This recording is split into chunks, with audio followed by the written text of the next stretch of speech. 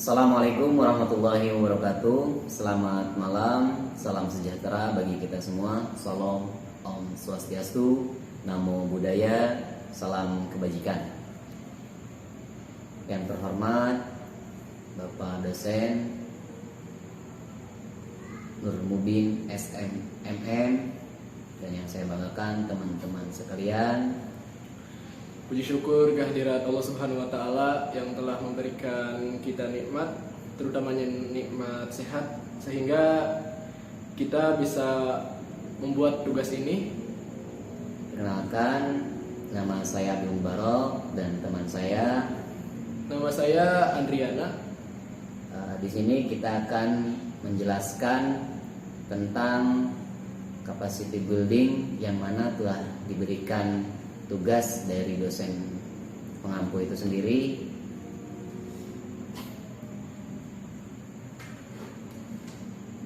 Oke, untuk pertama materi capacity building ini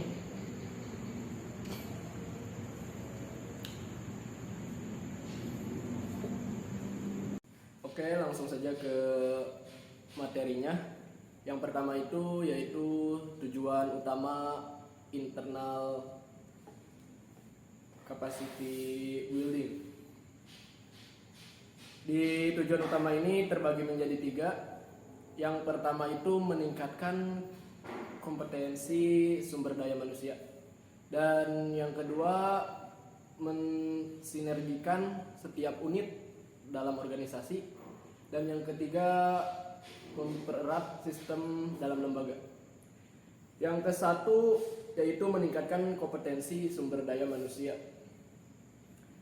Caranya meningkatkan kompetensi itu yaitu yang pertama itu latihan skill secara profesional. Salah satunya ya. Yang kedua studi banding, promosi, rotasi kerja, dan membangun teamwork. Jadi kerjasama tim. Dan kompetensi itu yang sudah dijelaskan di materi sebelumnya juga ada salah satu untuk meningkatkan kompetensi, terutamanya itu yaitu mengenai skill. Yang kedua mensinergikan setiap unit dalam organisasi. Salah satu prinsip sinergi adalah membangun kepercayaan dalam organisasi. Kondisi saling mempercayai harus dibangun, walaupun memerlukan waktu. Ini penting karena dibangunkan kepercayaan itu memerlukan waktu.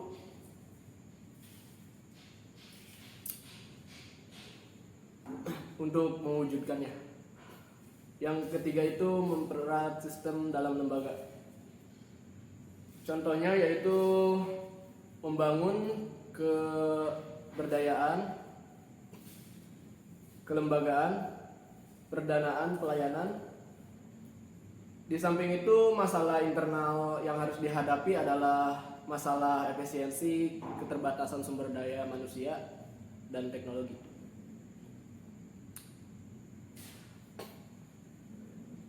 Sebelum itu, capacity building itu apa sih?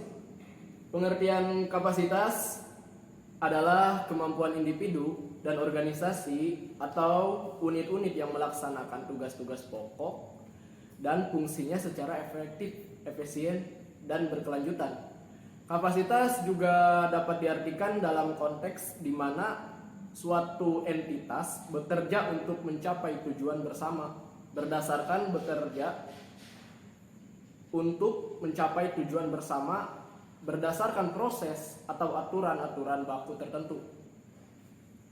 Singkatnya, kapasitas building itu kemampuan individu dan organisasi untuk mencapai kinerja secara efektif dan efisien sesuai tugasnya masing-masing.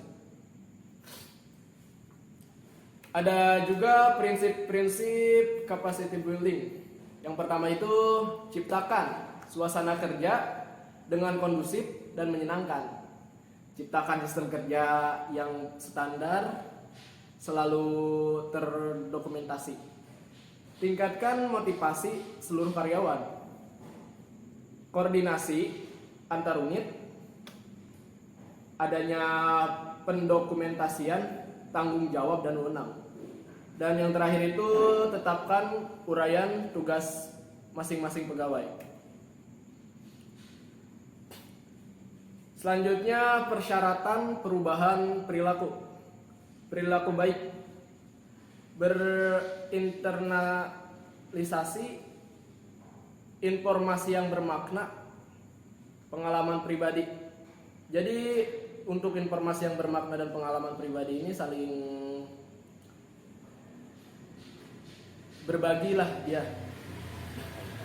berkaitan, lebih tepatnya berkaitan mengenai informasi, karena pengalaman juga salah satu informasi yang paling baku lah istilahnya, karena kita sudah mengalami peristiwa tersebut dan kita juga pasti tahulah informasi yang sudah kita alami. Adapun selanjutnya strategi membangun kapasitas. Di sini kita menjadi 3 level. Kita bagi menjadi 3 level. Yang pertama individu. Strateginya itu meningkatkan pengetahuan, keterampilan, kompetensi, dan etika profesi. Level yang keduanya itu organisasi. Strateginya penataan SIM, sumber daya, prosedur, struktur, pengambilan keputusan. Dan level yang terakhir itu sistem. Penyusunan kerangka hukum dalam bentuk kebijakan. Dan dari ketiga level itu hasilnya itu akan berhasilnya itu kualitas pelaksanaan tugas. Selanjutnya kendala membangun kapasitas. Di sini ada beberapa kendala ya untuk membangun kapasitas itu sendiri. Yang pertama, kurangnya komitmen staf. Yang kedua, kurangnya pemahaman tentang manajemen kualitas. Selanjutnya, ketidakmampuan merubah kultur dan perilaku. Yang ketiga, kurang akuratnya perencanaan kualitas. Mungkin itu salah satunya ya. Ya, mungkin tadi yang dijelaskan dari teman saya, dari mulai pengertian, tujuan utama, dan juga prinsip-prinsip dan persyaratan perubahan perilaku, dari informasi, dari pengalaman pribadi, dan dalam strategi juga. Ada juga personality plus, yaitu yang pertama membuat diri sendiri semakin menarik. Karena di sini kan kita berjudul dengan pengembangan kapasitas atau capacity building. Dari tadi ada tujuan utama, ada pengertian, ada prinsip-prinsip, dan juga ada strategi, dan juga ada kendala pengembangan kapasitas. Di sini juga ada untuk membuat diri sendiri semakin menarik. Yang pertama itu ada pahami watak sendiri, adaptif, penuh keseimbangan, memberi contoh yang baik kepada yang lain, memiliki kesetiaan, juga harus percaya diri. Dan juga pada satu teman kerja itu buat orang lain merasa nyaman, memiliki rasa malu, bersikap lembut, selalu tersenyum, ceria setiap waktu, rendah hati, sederhana, penuh empati. Nah, itu salah satu list bagaimana mungkin untuk kita membuat diri kita semakin menarik. Ada juga pribadi yang karismatik. Bagaimana sih? Ada beberapa. Pertama, pribadi yang berkarismatik itu harus mempunyai sifat kepemimpinan. Tidak gila kekuasaan tapi, dan bertanya saat tidak mengerti. jangan merasa paling pintar, dan juga jangan jadi orang bodoh juga. Tidak pamer pengetahuan, berhenti melebih-lebihkan sesuatu, menerima kritik, apapun kritiknya kita harus menerima, karena dari satu kritik kita bisa membuat perubahan yang lebih baik. Terus juga motivasi kuat dan mengambil inisiatif di saat yang tepat. Inisiatif itu berupa apa saja ya dalam suatu pekerjaan. Ada juga yang selain pribadi yang karismatik dan juga membuat diri sendiri semakin menarik, kita harus merencanakan sesuatu dengan matang. Apa? Pertama, merencanakan sesuatu di waktu luang. Ada juga analisis kekuatan dan kelemahan diri sendiri. Cari apa kelemahan kita, apa kemampuan kita. Lihat juga atas dan bawah. Ubah kerugian menjadi keuntungan. Tidak menyepelekan hal yang kecil, apapun itu. Jangan sombong dan menganggap enteng, apalagi kepada pekerjaan dan juga teman sepekerjaannya. Ke pekerjaan atau ke orang lain jangan menganggap enteng. Terus juga meminimalisasi meminjam barang. Selain itu, daripada perencanaan yang matang, kita juga harus komunikasi yang efektif ya. Kenapa? Karena ketika tidak efektif, apa yang kita sampaikan bisa menjadi kesalahan fatal dalam mengerjakan sesuatu.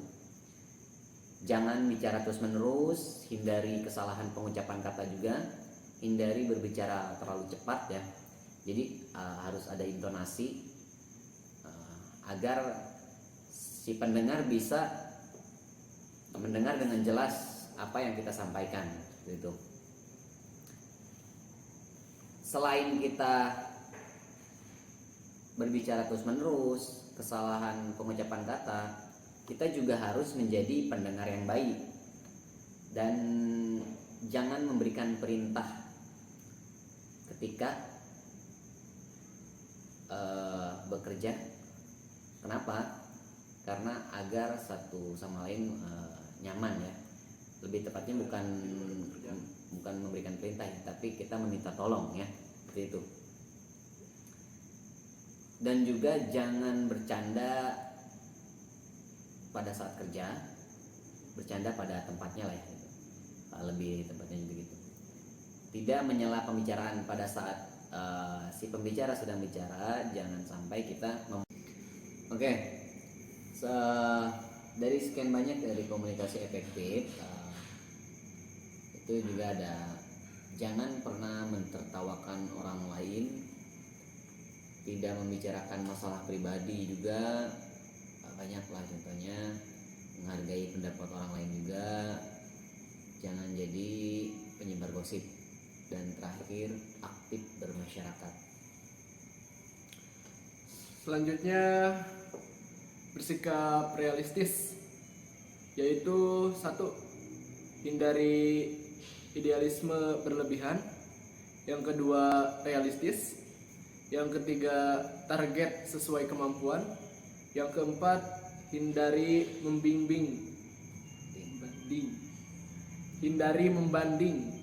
bandingkan. Yang kelima, standar tidak berlebihan. Dan juga ada meraih kemenangan dengan elegan. Bagaimana? Yaitu berbesar hati, tetap sabar, menyerah untuk menang, terus belajar, penuh semangat, tidak mudah sakit hati, emosi terkendali, tidak boleh iri hati, diam, tenang, dan terkendali, dan juga penuh perhitungan. Terus juga bisa mengakui kesalahan, bangkit dari kegagalan, belajar meminta maaf dan memaafkan. Terakhir, win-win solution, menang-menang solusi. Selanjutnya yaitu kunci keberhasilan. Ada beberapa kunci keberhasilan. Yang pertama itu ketekunan. Yang kedua konsisten, disiplin. Yang ketiga menimbang sebuah pilihan. Yang keempat menghargai pengalaman. Yang kelima memiliki impian. Yang keenam selalu berpikir positif. Yang ketujuh mengorganisasi sesuatu dengan baik. Yang kedelapan tujuan yang jelas. Yang kesembilan kehendak kuat tegas. Yang kesepuluh selalu waspada. Yang kesebelas rajin. Yang kedua belas santai. Nah, selain itu juga ada menjadi berguna bagi orang lain. Bantulah orang lain, tidak merepotkan orang lain, membuat orang lain merasa penting, asertif bukan agresif, tidak mengorbankan orang lain, tidak mengorbankan orang lain. Nah, hindari acuh tak acuh, hindari dominasi berlebihan, tidak mencari kesalahan orang lain, tidak manipulatif, dan jangan menipu. Dan yang terakhir itu ada kreativitas yang berkelanjutan, selalu mengasah kreativitas, menerima ide baru, tidak mencari kesulitan, dan juga tidak menunda sesuatu. Itu yang terakhir. Dari semua poin yang tadi kita sampaikan, dari bagian Pengertian. A sampai dengan bagian yang terakhir yaitu bagian I, yang dari